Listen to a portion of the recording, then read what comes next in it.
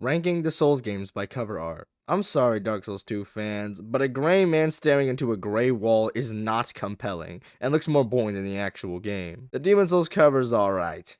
A knight isn't really my vibe, but the blue wisps add some flavor to the design. Sekiro looks like some cool Japanese dude with a flame vent adding some spice to the art. Good cover. Okay, now we're getting somewhere with those blue wisps and Demon Souls. This looks like this guy's literally transforming mid-cover. Super distinct, great stuff. This looks like some of the most grand mystical shit I've ever seen, and suits Elden Ring perfectly. Dark Souls 3 coming with the Ura King. Look at this man and tell me he doesn't look sick as shit. The Aura God is here, still to this day. Probably my favorite cover in any video game ever. Legitimately, this cover art was enough to sell me on the game and eventually the entire series.